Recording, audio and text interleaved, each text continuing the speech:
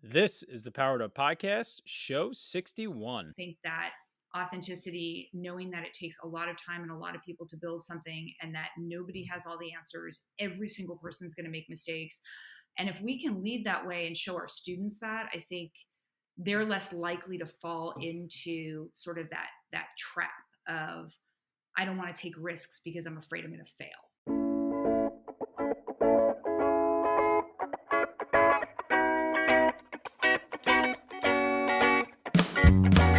Welcome to a real world education with insight and advice from teachers in the game, where current and former educators reveal what truly sets apart the great teachers and what it takes to make a positive impact on students. Whether you're in pre-service learning, new to the game, or a seasoned veteran, this is the show for you. You'll leave feeling inspired to take action because we are powering education by empowering you.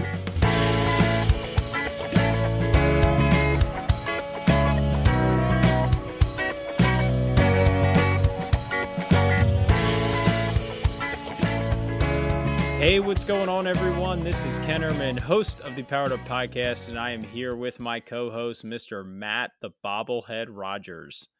Matt, what's going on, man? How you feeling? I am feeling great. How are you? I'm good. I'm really good. Do you have any idea why I gave you that nickname? We've been doing 60 of these episodes at this point, and I feel like, when I hear good things, I'm not necessarily here saying put my hands up or saying amen. I'm just trying to be respectful of what's being said, but yeah, you know what? I'm hearing it. I'm feeling it. I think things are going well.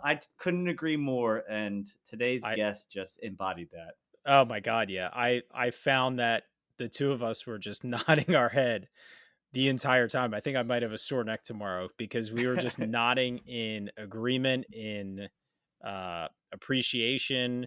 Yeah. Our guest tonight, Melissa Lowry, is a now administrator, but she has run the gamut in terms of education and her experience. I mean, she even talked about at one point the school she is a principal in. She started as a TA, which is pretty wild. After she had been a principal, which just shows to speaks to her level of how humble she is, which came across time and time again. The wealth of knowledge, and just we went hard right from the get go. And she, as you said, between this recording and the last recording, textbook answers in what an administrator should answer with, but they were so real and so authentic and so honest that they were the opposite of a textbook answer. Yeah, I think, Ken, you often end the podcast saying about how a staff is lucky to have this coworker, or the students are lucky to have this teacher. And I could not, I would love to be in under the tutelage of her, just recognizing, she does everything with the core values that align to what we all get an education for. When you hear, everything from parents to, the growth and development of teachers to how you choose curriculum and where she would prioritize, you're like, yeah, that's what I want to hear. That you're giving me permission to feel like I'm doing right by kids and right by this difficult job, while also giving permission to be reasonable and realistic. So it is, something that, with a lot going on in our lives and a tough time, we're recording this on March 1st, just saying that out loud brings some stress and anxiety to some of us. And I'm feeling loose and ready to go. And tomorrow morning can't come soon enough. Yeah, absolutely. I think this show is perfect for anyone in education. If you're a principal, tune in because you're gonna be hit with a wealth of knowledge of ideas of how to change and impact and create a positive culture in your school.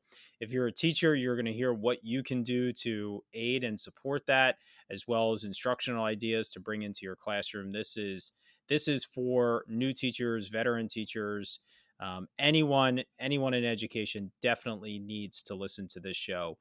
If you haven't already, we would love for you to hit the subscribe button, whether you're listening on Apple Podcasts, Spotify, any of those other apps, or you're watching us on YouTube, please subscribe so you can tune in and you can hear these amazing accounts that we have from teachers, principals, authors that we have each and every week.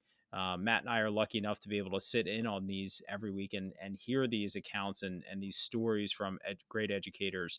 So please continue to follow along with us by hitting that subscribe button. So, Matt, I don't think I want to delay this any further. Let's bring in Melissa Lowry. Hi, Melissa. Welcome to the Powered Up Podcast. How you doing tonight? I'm doing great. Thank you guys so much for having me.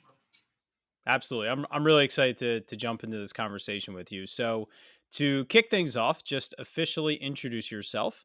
Let us know where you are connecting to this podcast from, and you've had a very impressive career. So, just kind of a snapshot of what your career has looked like in education. Great. Okay. Well, I am Melissa Lowry, and I am tuning in from Atlanta, Georgia. Enjoying a great almost spring night here. And Reader's Digest version is started teaching in California in 1997. I've taught everything from 3 to 5 year olds, kindergarten, first grade, fourth and fifth grade math, sixth, seventh, and eighth grade language arts. Been a curriculum director, author, college lecturer, school principal, and uh, educational consultant. And I also ran a micro school out of my house during the pandemic for a while. So that's pretty much it in a nutshell. That's a great snapshot. So, a fun question to kick things off.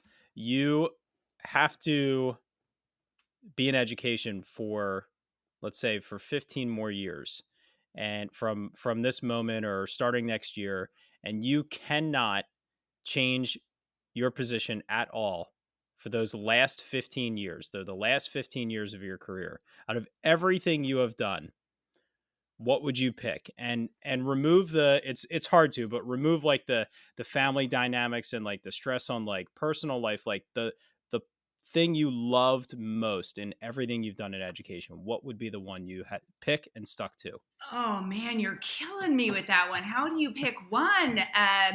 I was gonna shout out kindergarten because who doesn't want to just be with those little kids? But I'm gonna have to pick middle school language arts. I would do Wow. that for the next 15 years or longer. Those are my people. What was the one, what was the thing about that made you pick it? I happen to like the kids that nobody else likes, and nobody likes middle schoolers. It's just that age and that stage. And I have two of my own kids who have been through middle school, so I know it well. And they're my people. I think they're funny and sassy and far more interesting than people give them credit for. And I enjoy that age group. I mean, let's just talk about a pivot. You almost said kindergarten and then went quite possibly in the most opposite direction. Um, your kind of experience in education as a whole, I think is one of those that. So I'm a classroom teacher. I've always been, as long as 13 years I've been in this profession, I've always been a classroom teacher. And I know that we often, especially this time of year, get it is a challenging time of year in education. I'll put it that way. And so a lot of times we look at other positions as very general pictures of what they're responsible for. The principal just has to deal with this, or the tech coach only has to deal with this. And we forget the nuts and bolts that make that job as difficult, if not more difficult than being in the classroom.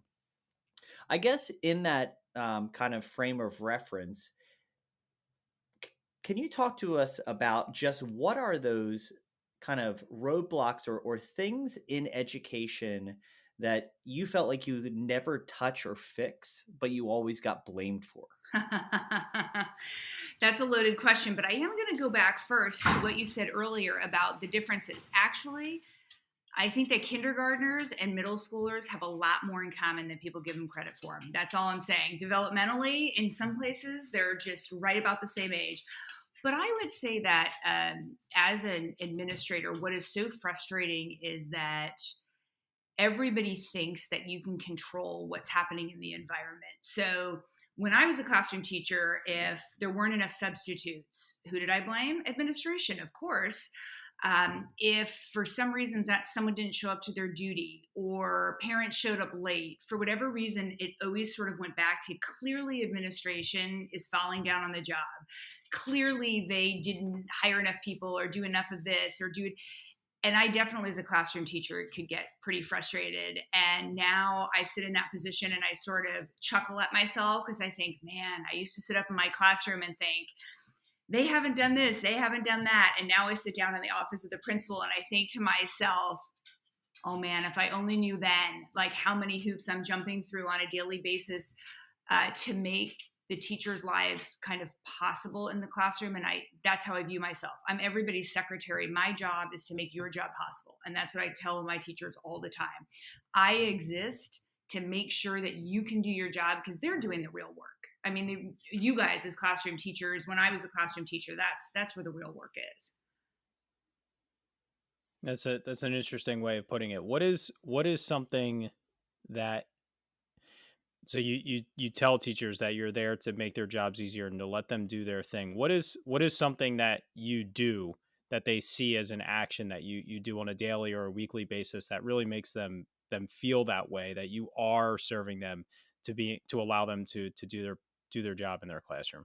I think the first is God gave me 2 ears and 1 mouth, and as difficult as it is, I try and listen more than I talk, which is really, really difficult for me. But a lot of it is listening. I cannot solve every problem, and the teachers definitely know that.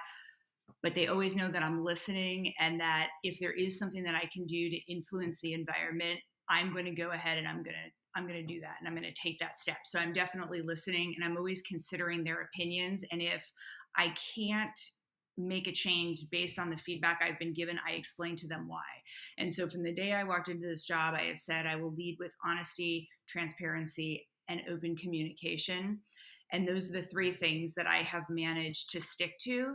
And it's not always the easiest thing to do, to be transparent when things get difficult, or to always be honest when it would be easier to sort of say, oh, I can't really share that with you, or this. And I'm kind of into radical honesty to a certain extent, as far as not going beyond confidentiality where I couldn't share something. And that is, I think, for my administrative style, it's just worked well because the teachers know what they're getting from me, and I treat everybody the same way.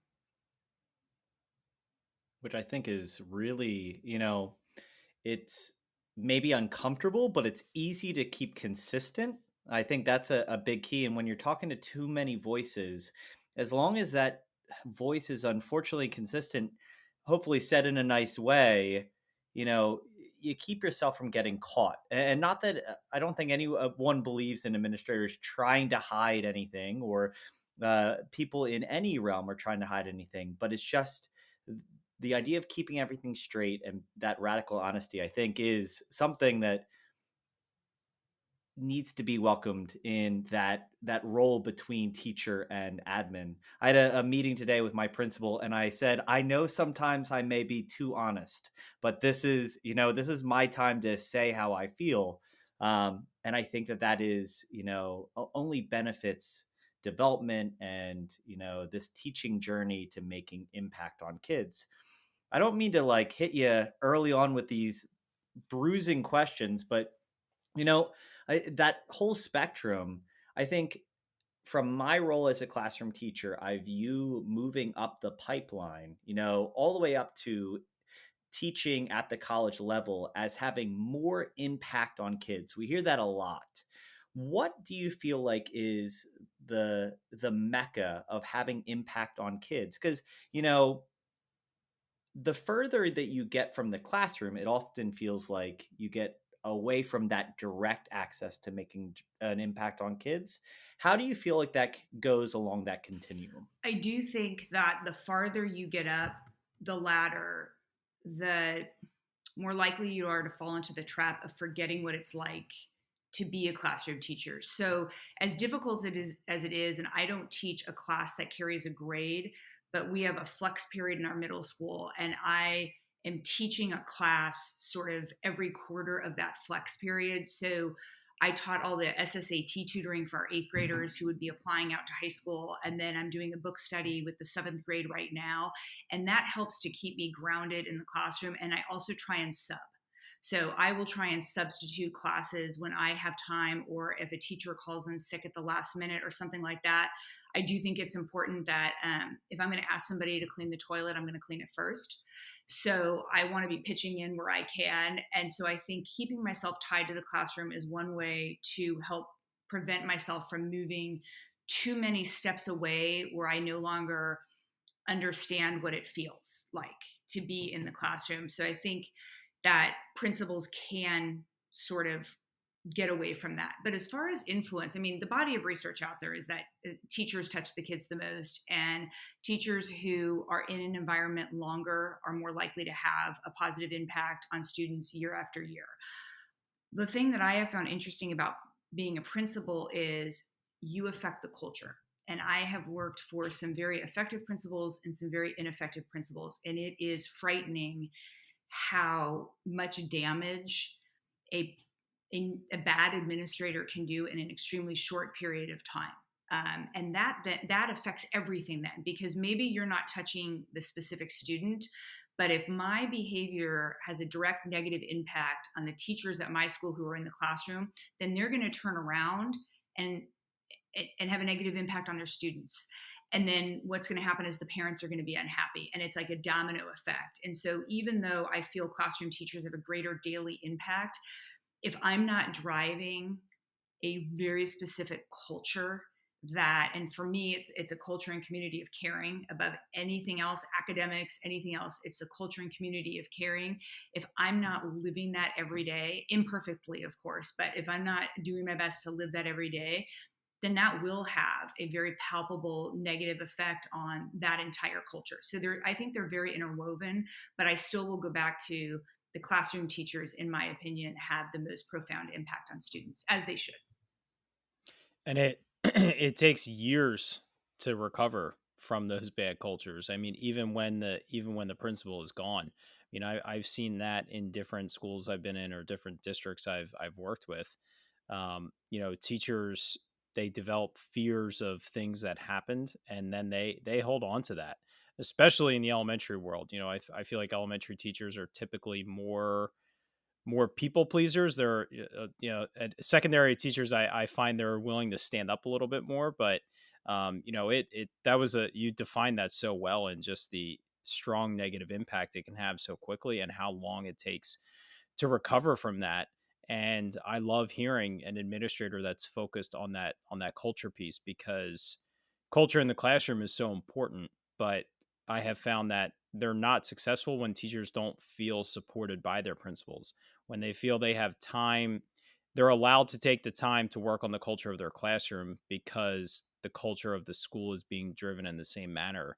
It That then has such a huge impact on student learning, and students doing that. So for an administrator that is new, or in a new school, what advice do you have for them to, I don't know, where do they start, in terms of figuring out what the culture is and where they want to drive it? Are you coming with your own agenda of care? Like, did you come with your own agenda of caring is first no matter what? Or is there part of kind of figuring out what's there, what's needed to develop the vision of a school culture? I think that's a difficult question, because it depends on if you're an administrator moving into a completely new environment versus taking over. So both schools where I've been principal, I started out as a faculty member. And actually, it's kind of funny, the school that I'm the principal of now, I've been there 9 years. I started as a teaching assistant. Even though I'd already been a school principal, I had taken some time off and was writing when my youngest was young. And when he went into kindergarten was when I went back. And the only position available was a teaching assistant position. And I thought, what the hell, let's do it. And that was great. That was a great job. I loved it. And so I sort of kind of moved my way up. And so there is an earned respect because you've kind of done every job in the school. So it was a teaching assistant, then I was a long-term sub, then I took over as a teacher, then I took over as the curriculum director, and then now I'm the principal. And so there was a track record there. So it was a little bit easier, I think, for me to push the culture and community of caring because it was something that I was doing my best to live sort of in my classroom. I think that if you go into a brand new environment, the worst thing a new administrator can do is institute a tremendous amount of change. Every time new leadership comes in, everybody gets nervous. They get nervous that they are going to change everything, that they're not going to like people, that they're going to bring down the hammer. And as you said, it would bring back any negative feelings, kind of PTSD-ish stuff that teachers might have from former administration. So I think that a lot of young administrators think the more they do, the more effective they are. And sometimes inaction is not weakness. Inaction is in a way being proactive. So you're not reacting to the environment around you and then trying to make all these changes. And I always say do the least that you can in the first year that you are in a new school environment so you gain people's trust. You will never be able to create and maintain and foster any sort of culture if you don't develop the relationships and you don't build the trust. Just like you would do in a regular classroom, your students don't come in on day one having that relationship with you. We spend as classroom teachers a good 6, 8, 9 weeks getting the routine down and the consistency and all of that. And then all of a sudden one day it kind of clicks. But it doesn't happen on day one, and it doesn't even happen on day 21. It really takes some time. And for an administrator, I think it takes even longer. So I would caution people, change the least amount that you can. And if you're going to change something, find something that the largest amount of people in the environment can agree upon. Get the low-hanging fruit. Go for something where you're likely to be successful. So if everyone wants to change the day of the faculty meeting, that's an easy thing to go for. But if nobody wants to change it except you, probably not the best thing to go for. So that would be probably my best advice in the beginning. And hopefully this is not a I hope I ask this in the way that I mean. We often talk, and you mentioned it earlier. An administrator gets the brunt of the responsibility, right? Like you hold the weight of everything going wrong, even if you were across the building when it happened. How do you deal with just one of the beautiful things about being a grade level teacher is having hopefully a cohort of teachers that all live the same thing, whereas you as a principal are one or a few of a building holding so much responsibility. How do you manage separating that it's work and not personal? Because I could imagine the slippery slope of an angry parent or an upset faculty member or a misunderstood kid or whatever the case may be just is so heavy on your shoulders.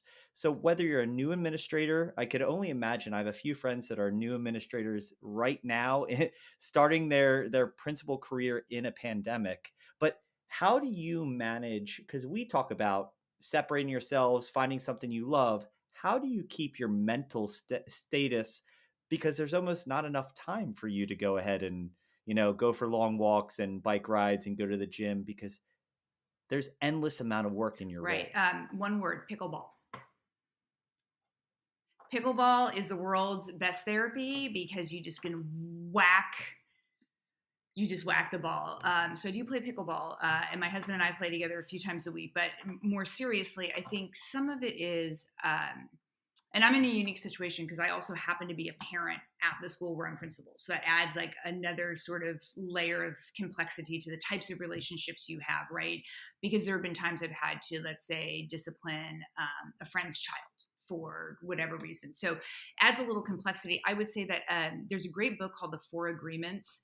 And the four agreements are: don't take things personally, do your best all the time, be impeccable with your word, and don't make assumptions.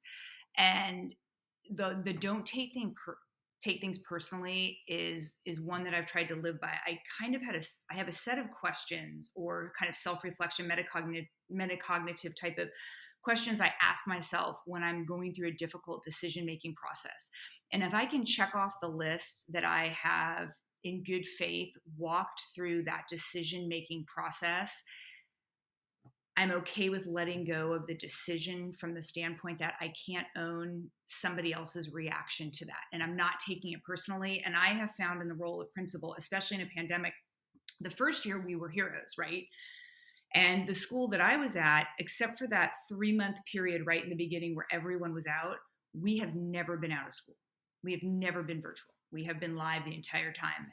Yes. And so there have been advantages to that, and, and then there have been challenges. But the first year we were heroes. This last year, everyone was mad, right? Because your parents are mad if you're wearing masks. The parents are mad if you're not wearing masks.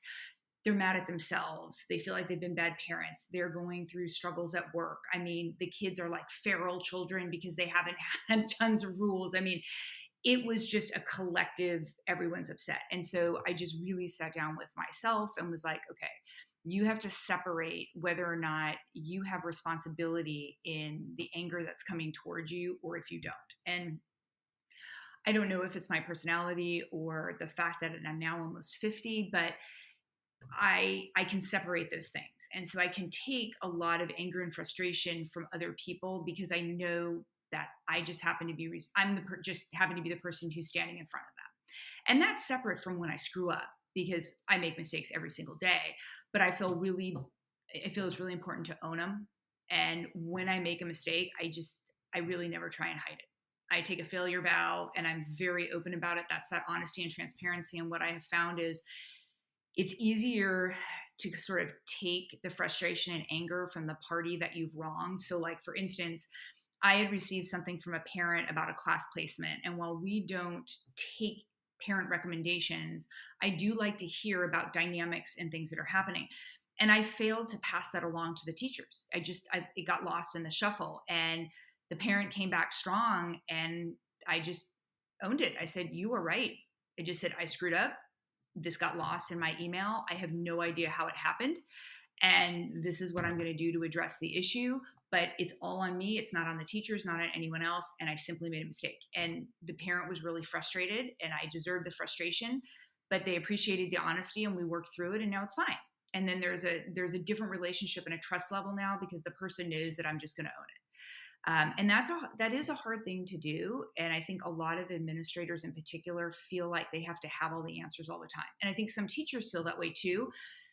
I just don't think that there's anything wrong, again, with sort of radical honesty and then with just authenticity. Just be who you are. And some people are going to like it. Some people aren't going to like it. But if you're going through that checklist, that moral and ethical checklist, and you feel good about it, I have found it to not be as difficult as it seems from the outside to take on some of that stress and anger from whether it's a parent or a teacher sometimes that's frustrated, or just the person driving by on carpool. I've gotten a middle finger a lot of times by people who are just frustrated with our carpool. And I'm like, okay, thank you. Just wave them by. I'm never gonna give them the bird back. Like, I'm not gonna give them the satisfaction. Can I just add one question related to that?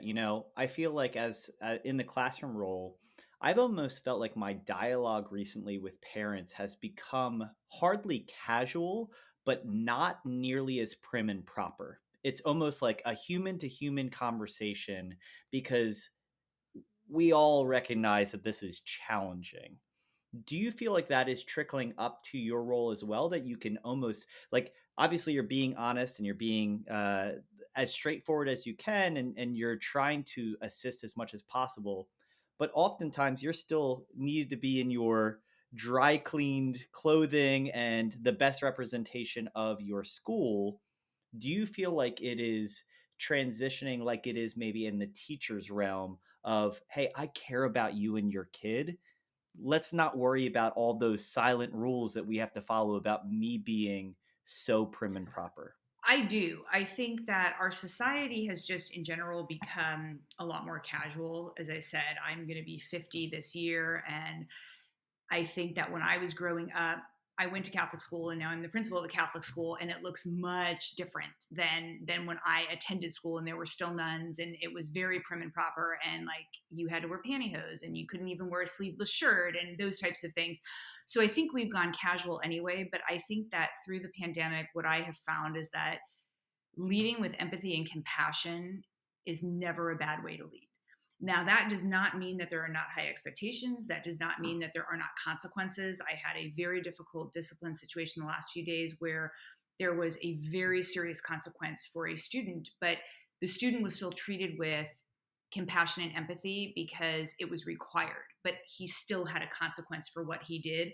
And what I have found through the pandemic is if you are leading with compassion and empathy and trying to understand where other people are coming from, it makes it a lot easier to relate to them. And it makes it a lot easier for them to relate to you. Because I do think that there are times when someone could look at someone in my position and it can be very intimidating. And I think my personality, I have a very strong personality, can be intimidating. And that's sort of not the way that I want to lead. But I know that it is the nature of the job itself, right? So whenever I introduce myself to people, I tell people I'm a teacher. And then when they ask me what grade I teach, I say, well, actually, right now I'm a principal, because I never like to lead with that's what I do, because I am a teacher first. But it seems like an intimidating role when I don't feel that it should be. That makes total sense, and I would imagine so because just in spending 25 minutes with you here tonight, I am really enjoying listening to you and learning from you, and I would venture to guess, and I would bet a lot of money that your staff feels very empowered working with you and working for you. And that authenticity and that radical honesty, like you said, I hope that they're taking that approach in their own classroom with their own students and with their parents. I mean, I can remember times where I screwed up and I called the parent and apologized for specifically what I did. Or I can remember a situation where parents were upset about their child getting in trouble, and when I had a long conversation with them, they ended it with saying, "I'm sorry that I was upset with you about my child getting in trouble." Not only to find out the next day that all of the, for lack of a better term, evidence that I thought I had, a lot of it was wrong because more than one person was lying about it. And so I had to call them back and then apologize to them because they were right. So, just that radical honesty I think is so important. And and most of all, I think it's important for the students to see that, like you said, leading with empathy, but also leading with honesty. Especially nowadays with just everything going on politically, I think it's so important for students to see just that honest, discourse and conversation and leading in that way. So aside from culture, which is obviously super important, and you shared about that, you have a very diverse instructional experience as well. What are some things that you feel you've been able to impact your middle school with instructionally that you brought to the table because of your elementary experience, your middle school experience, as well as your consulting and writing? And what are some big instructional strategy movements or pushes you've been implementing in your school? Well, I think that when I was a classroom teacher at the school where I am, and I was teaching sixth and seventh grade language arts, there are very few people who can get as excited about grammar as I can. Like, I just give me a sentence to diagram and I will go to town. And that's what the Catholic schools are known for. So if I can get kids out of their seats and like running to the board to diagram a sentence, I know that I've done my job. And so it's the enthusiasm and the passion that I actually have for the subject matter. Now, go ask me to teach algebra, not happening. But for me, it's language arts. And I mean, I just was passionate every day, whether it was literature, whether it was grammar. I just really loved what I was doing. And I think that if you love what you're doing and you happen to call it work, then it's contagious, and you can kind of bring around even the most reluctant student.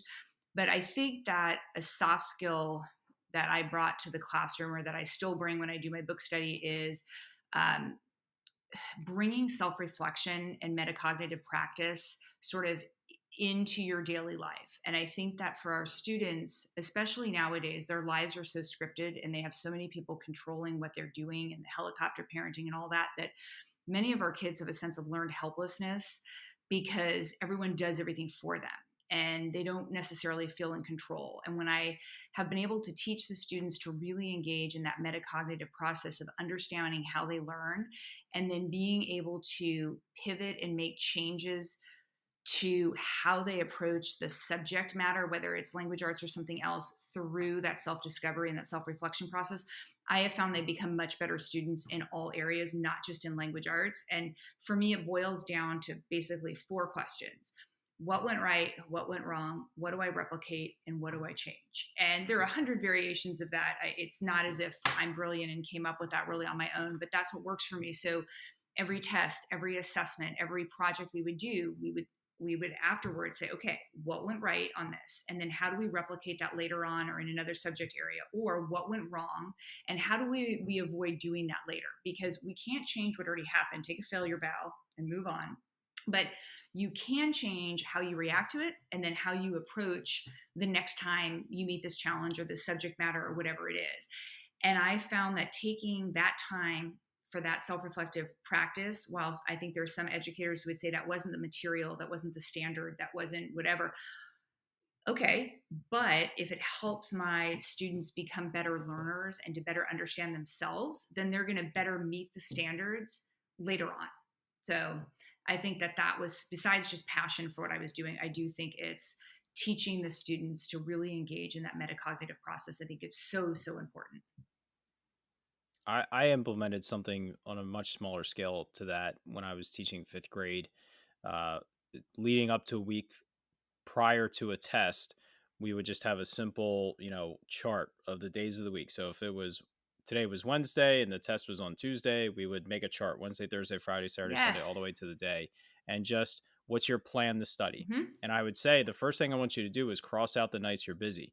If you have baseball and then band practice and then whatever on Wednesday, cross it out. Don't lie that you're going to study. You're not going to study. I don't want you to.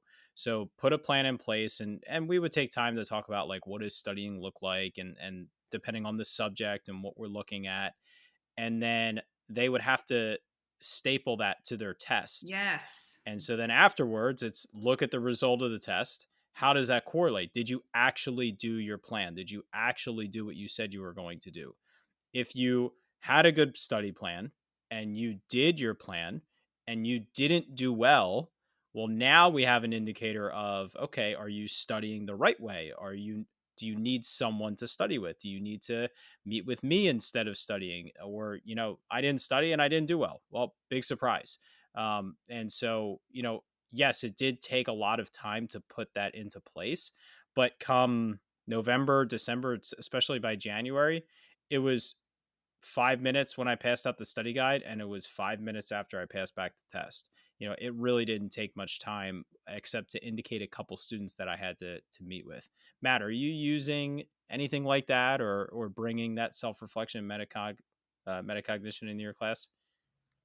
So not as explicitly, and now tomorrow I may be doing something more similar like that.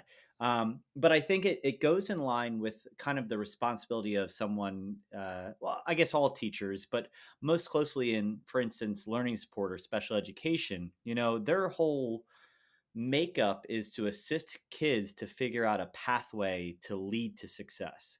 They have a unique learning experience. So to find a way to make them successful, whether for me, I grew up, I have no problem sharing this. I grew up in learning support classes and I found a very systematic approach through note cards. I mean, we could have filled my bedroom with the amount of note cards that I kept, right? Like, but that is what we had to do. And we just repeated over and over and over again. But that process of figuring out how you learn, paired with some intrinsic motivation, obviously, if you're seeing success, that drives them to have belief in that process, but also accountability, I think, is a really important right concept. And Okay.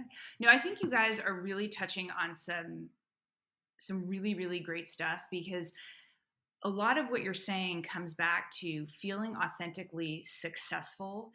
And I do see this a lot, both in the school where I work, and I've got nieces and nephews and friends' kids. And when we are spoon fed things, it may seem easier at the beginning, but again, you don't feel that authentic success and really feel that accomplishment.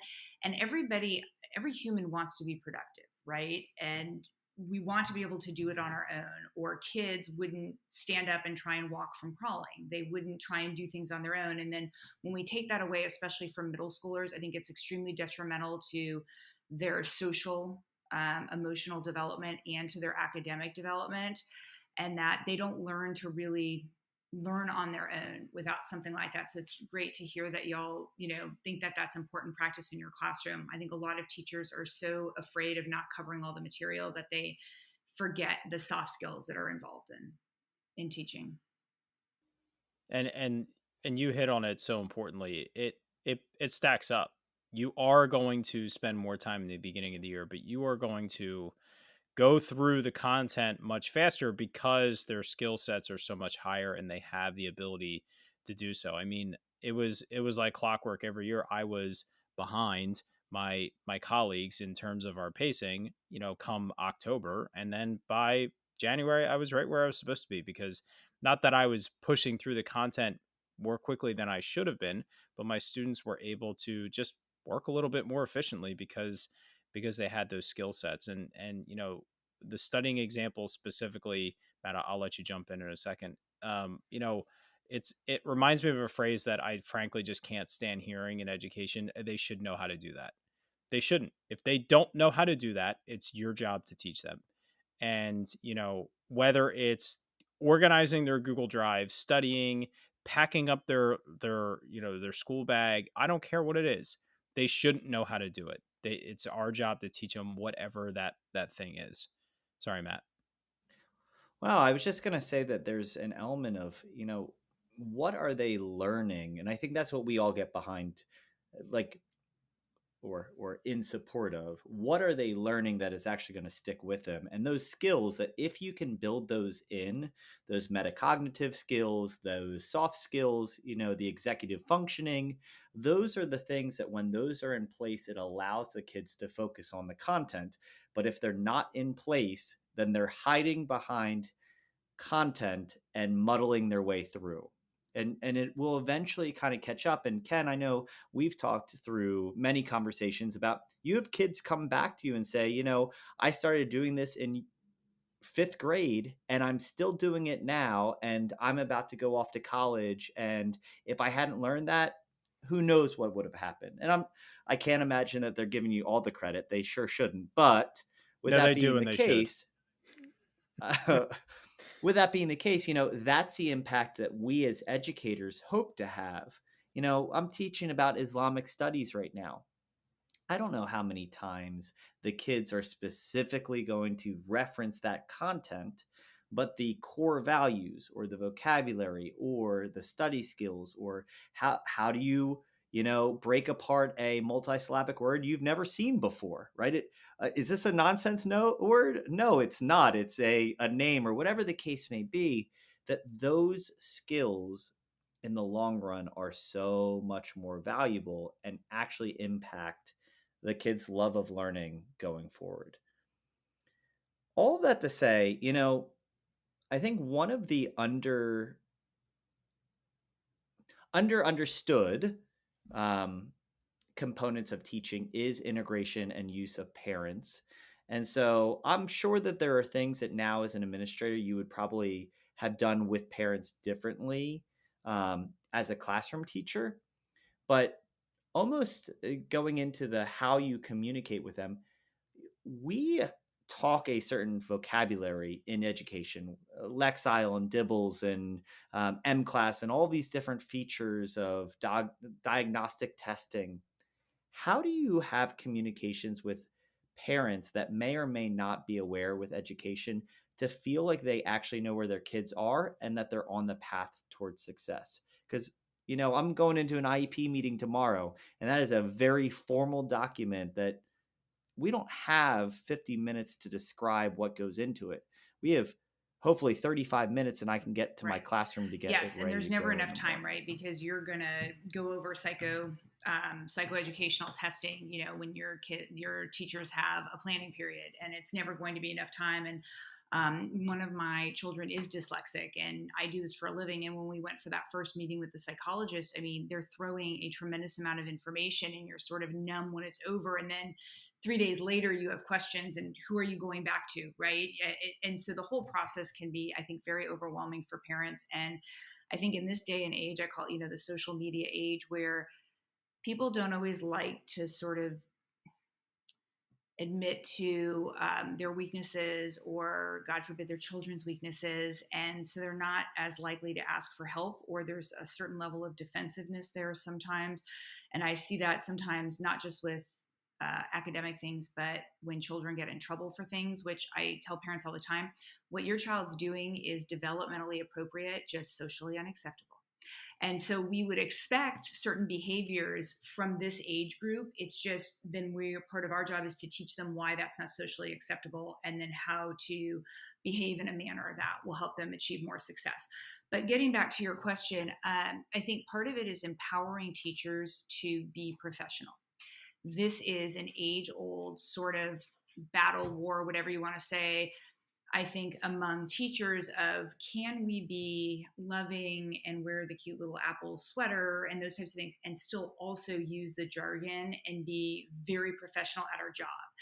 So when I go to the doctor, I expect the doctor to use professional language with me, and then to unpack that language when he's or she is explaining something to me. And there's no reason why teachers should be any different.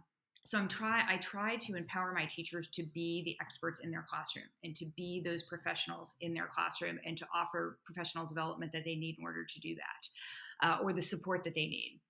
And then I also empower parents to ask intelligent questions and not just go to a teacher with "I'm unhappy." Or if a parent comes to me and wants to go above the teacher's head, I will very rarely entertain any of that, but I will counsel the parent on how to go back to a teacher. So if you're frustrated about this, here are some questions you could ask the teacher, because teachers genuinely want to help you.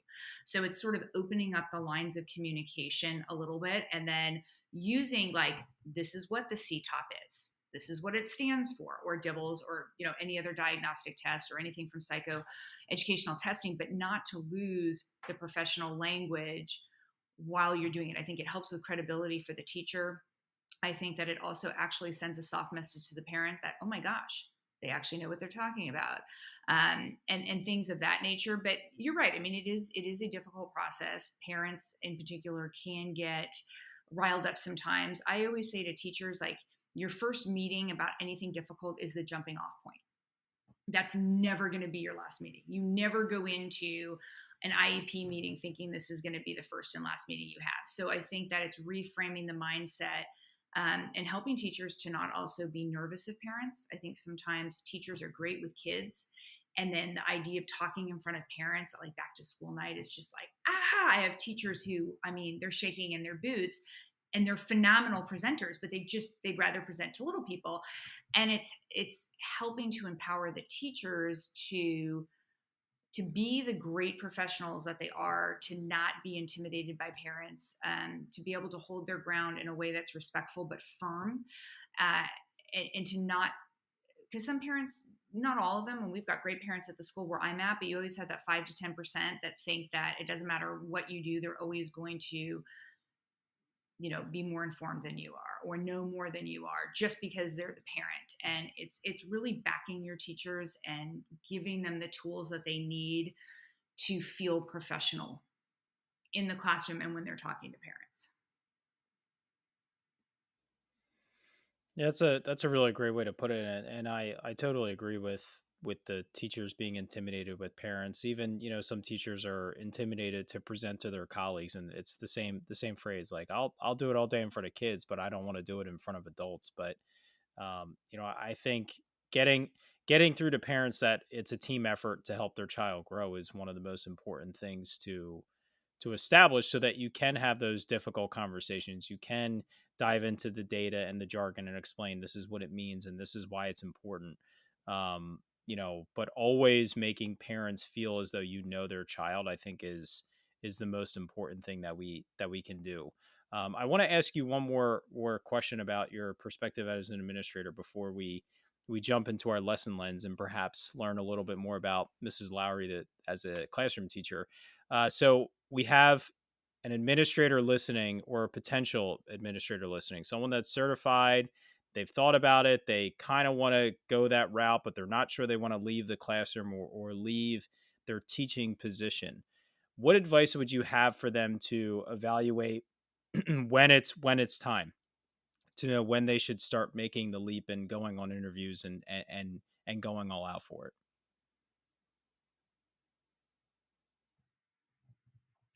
Well, I think the first is, if you've gone through the certification process, you need to do some self-reflection. Did you enjoy it? Did you enjoy taking those classes? Did you enjoy the practicum experience of it? When you look at the administrators that you were shadowing, or what, do you look at their job and think that's something that I would want to do? So like before I became a teacher, I worked in advertising, and I woke up one morning and I realized, I looked at my boss and I looked at my boss's boss, and they were great people. Like I had great mentors, but I was like, I don't want to do that. Like I don't see myself going there. So the first is, do you actually envision yourself there? Take the money out of it, take the, I wouldn't want to call it power, but influence or whatever it is out of it, and ask yourself on a daily basis, is that something that's actually attractive to me? So I think that you need to look at that, and then you need to say to yourself, what are the reasons why I'd want to leave the classroom? And so in my case, part of why I wanted to leave the classroom, it was a few different things, but one was, as a female in the Catholic Church, the Catholic Church does not historically have the best reputation for advancing women. And I feel, as a strong female Catholic, the best way for me to be a catalyst for change is to be a female leader within the Catholic faith. So that was one reason why I wanted to move into administration.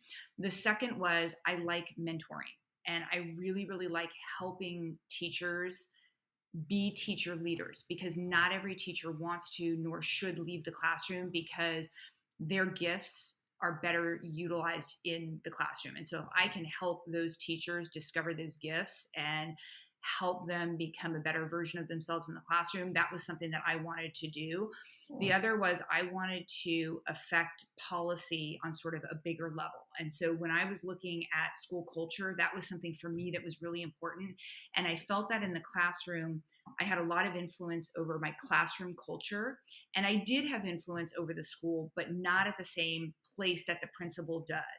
And so as a curriculum director and as a principal, I felt like I could not only be a catalyst for change as a female in the Catholic Church, I could help mentor teachers, and then I could also create this larger culture that I want to see in education in general.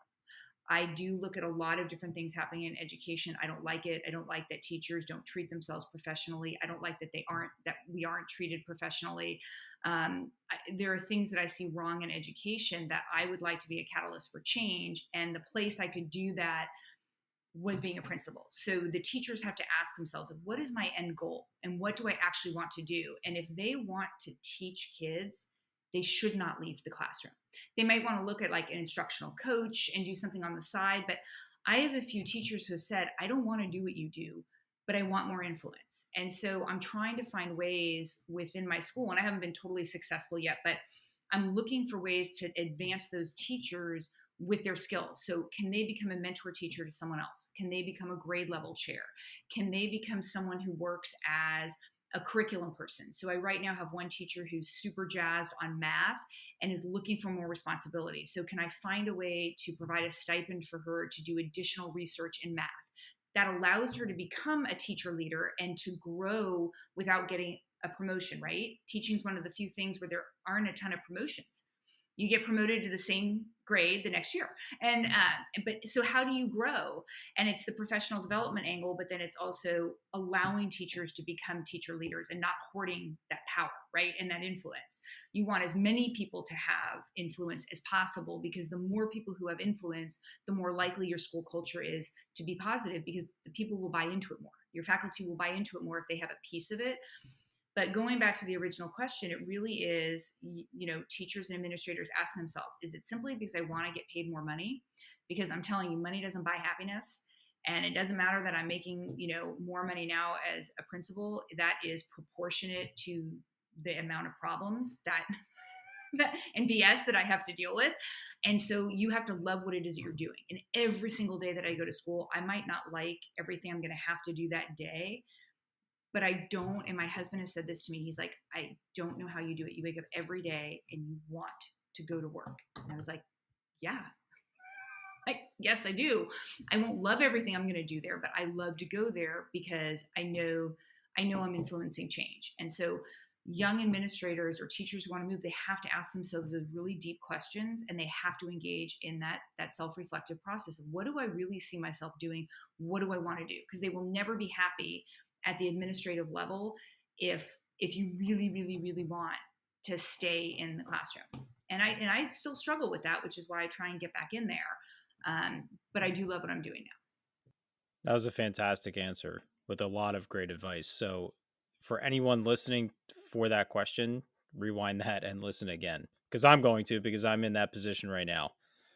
Matt, were you going to say something before the lens? Yeah, I was just gonna say that I feel like, to merge that incredible answer with something you said earlier, there is still an aspect of when you are going into that position and you want to take on more responsibility, or you want to consider more, that your 2 ears, one mouth is a really powerful thing to remember. Take on as much and process that. And then when you have the opportunity to obviously use it, but there's also an element of, you're not going to snap your fingers and it's going to change. School culture doesn't change like that. Developing a teacher into a lead teacher doesn't happen overnight. So there's also an element of having, I don't want to say realistic expectations. You can be a catalyst for change, but just recognize that it's not going to happen in the first 3 months in the position, right? There's an element of, like, do not, I'm only saying this from the lens of, it's a long-term play. It is you see these minor shifts, but from an administrator being able to witness those shifts building wide is so much more substantial than the checklist item that you get to cross off of how to do school leadership. No, I So, agree with or that. new teaching. 100. Yeah, I agree with that 110%. And I would say that any shift in school culture, I think it takes 3 to 5 years to build it, and really 5 years, which is why a lot of strategic plans are sort of 5 years out, and that's how long it takes to build it. And it takes probably a little less time to just completely erode it, which is so unfortunate. It probably takes less time to erode it than it does to actually build it. But I think that, especially in this day and age where we call it kind of a soundbite culture, right? Like, if you go back and you look at a presidential debate, let's say from the 1960s, they had these long, sort of drawn out answers. And now we've gotten to a place where they're cutting off our candidates at a minute or 2 minutes. And I don't know how describe foreign policy in a minute, right? But that's what we sort of expect from our leaders. And so I think we expect societal shifts or political shifts or school-wide shifts to happen in a very short period of time, when it's just sweat equity over and over and over again. And I think it's hard sometimes for our young people to understand that. They see what's on social media again, and they think all these people are perfect and these situations take no time. And then hopefully they hear the stories like, Michael Jordan getting cut from his high school basketball team, right? And how much time that takes, and how he went and practiced an extra hour after every single game when he missed shots in order to be able to be better than somebody else. And it's important that as leaders, whether you're in the classroom with your students and you're leading, or you're in a position that I'm in now, that you share that struggle. That's part of the authenticity. And when we were dealing with this specific discipline issue the other day, it was a teacher in a meeting that I had who made by far the best suggestion for how I should deal with a certain part of this. And I just looked at her and I was like, that is genius. There is no way. And she has a social working background. I was like, there's no way I would have landed on that. There's just no way. I needed that wisdom from you. And I went ahead and I took it, and it ended up just being a great move. And so again, I think that authenticity, knowing that it takes a lot of time and a lot of people to build something, and that nobody has all the answers. Every single person's going to make mistakes. And if we can lead that way and show our students that, I think they're less likely to fall into sort of that trap of, I don't want to take risks because I'm afraid I'm going to fail type of thing. Don't want to cut this interview off at all, but we have to be realistic with our time. I'm serious. I could listen to you all night and engage in these fun questions with you, but I do want to jump into our lesson lens. So this is just to try to get a snapshot and learn about something in a little bit more detail, specifically that you taught, or you could talk about a lesson that you observed as an administrator. The first question Is it a unit overview or a single lesson? I am going to touch on a book study. So I would say that Yep. I wouldn't call it a single lesson, but a single concept. hmm And I would, So, with it being a book study, can you? Oh, sorry. We have a few rapid fire questions for you. But so, the grade level of who would be involved, if there was a subject area or subject areas were tapped into, and was it kind of executed specifically at around a certain amount of time, or you know, it was a springtime event that went along with Easter, or whatever the case may be, type situation. because it's a fresh start and a fresh new year, took place in a classroom setting. And I think I said language arts. Were those the rapid fire questions? What were the objectives for the book study? The objectives for the book study were to get my students to not only adopt a growth mindset, but to understand that life is full of challenges, but that if you meet those challenges, even if there are setbacks, you will be able to achieve your goals. They might not look like they originally did, but you will still be able to achieve them. And that was the objective. Sounds like your general mission statement you've been sharing throughout the episode. What would you say the students specifically were doing actively during this book study? Mhm. So we read Make Your Bed by Admiral McCraven, and he had given the UT graduation speech in early, I think it was like 2014, and then he wrote a book based on the speech itself, and he had been a Navy SEAL, and it's the 10 lessons of life from a perspective of a Navy SEAL. And so basically we would read 2 chapters a week. I read them aloud so they could listen, and they had reflection questions that we walked through because middle schoolers won't listen at all unless they have an objective. So we had reflection questions that they were considering as we read through each of the chapters. And then they were doing individual reflection, think, pair, share. And then they were doing small groups, and then they were doing gender based groups. So some was all girls and all boys together, and then some was Awesome. co-ed. That book has been on my list for a long time to read. So maybe I need to get on that. So Well, and I'm happy to share my lesson plans. I can send them all to you, and I got some off Teachers Pay Teachers too, because you might as well beg, borrow, and steal when you Exactly. can. I'll need that to hold myself accountable for actually reading or listening if I can convince my wife to read to me. So while they were doing their small, especially the small group piece and the think pair share during those active moments for the students, what were you doing? What were you doing to ensure the success of the students? I walk around. I like to give them a certain amount of privacy because I think sometimes at that age, peer to peer, they're going to share a little bit more than they're going to necessarily share with a teacher.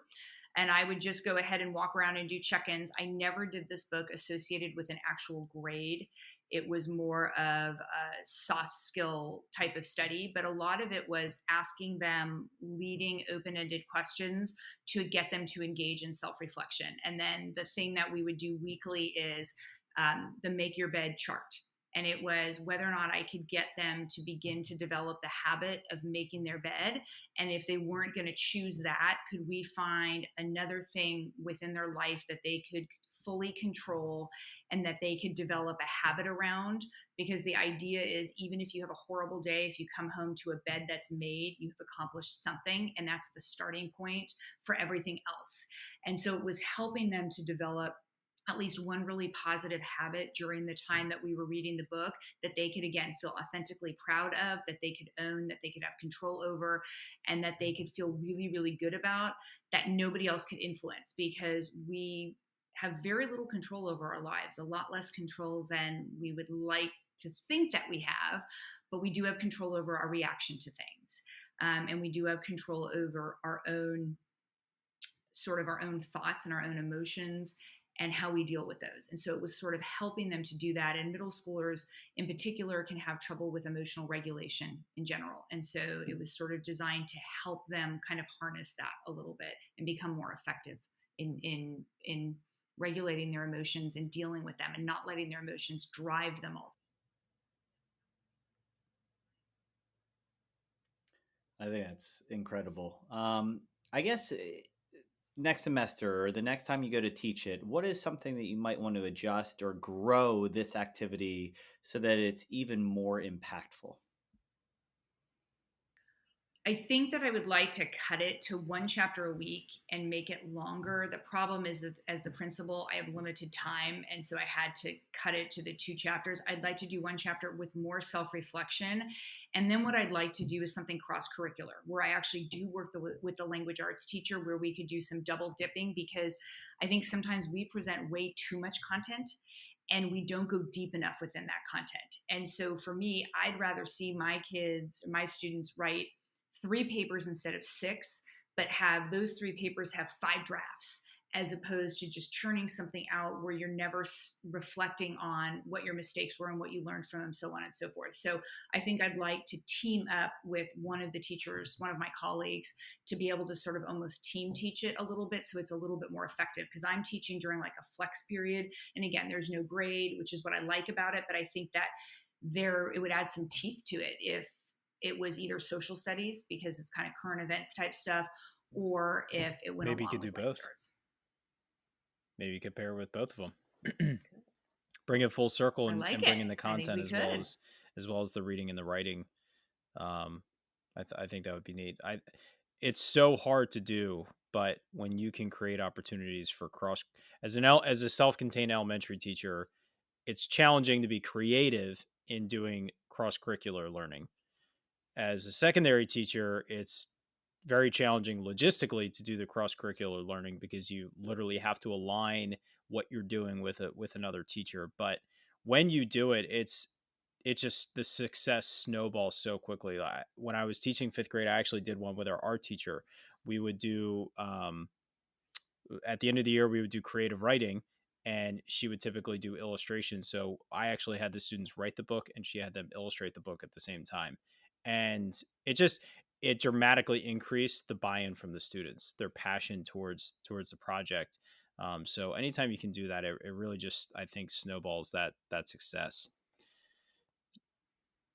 Well, and think about collaborative learning in general. And when you get out into the workplace, and if you're collaborating with your fellow teachers or whatever it is, just not even on school stuff, but maybe on a committee that you're on or whatever, it's a soft skill that our kids need to develop. And the more they can put it in context where they can understand it in multiple places, the more likely they are to buy into it and to see the value of it. And let's face it, we've got a lot of work that we give the kids in school that's just kind of busy work and it's not for a purpose, and I'd much rather go deeper into something than just throw a bunch of worksheets at 100%. them. Absolutely. So we're going to close with our exit ticket, the same 4 questions we ask every guest every week. Question number 1: what is the best thing a teacher can do to make a student's school experience better? People won't remember what you taught them, but they will remember how you made them feel. By Maya Angelou. Everybody deserves respect and dignity. Beautiful. So, what is the best piece of advice you've received? It could be from a colleague, a supervisor, or a student. God gave you 2 ears and 1 mouth. Listen twice as much as you talk. All right. I'm glad you referenced that because that's one thing that's definitely sticking with me. So, as the school year goes in waves, we have days or weeks that we struggle to survive. Might be around report cards or conferences, beginning of the year, what have you. What is something you feel every educator needs to hear to power up and push through that The moment of power of struggle? forgiveness of oneself. The 4 agreements. One is do your best all the time. Your best is going to change from day to day. It is, depending on how you feel, depending on your family circumstances. And if you're doing the best for what you have to give that day, then nobody can expect any more from you than that.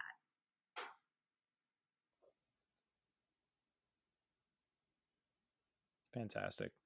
It's so easy to fall into facilitating a repetitive classroom, especially from your perspective as an administrator. What do you see that separates teachers who are constantly seeking change, pursuit of innovation and trying new teaching strategies in their classroom?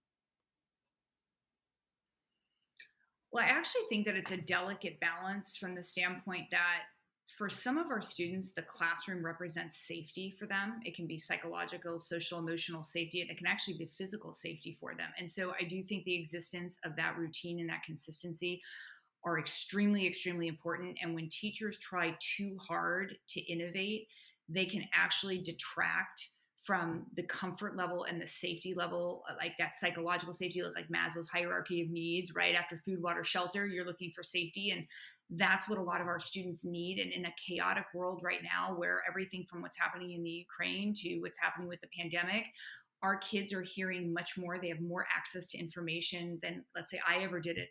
As a kid, I had the Encyclopedia Britannica, and that was it. And now they're seeing and hearing things. Their stress levels are higher. So I do caution teachers from becoming too innovative, integrating too much technology.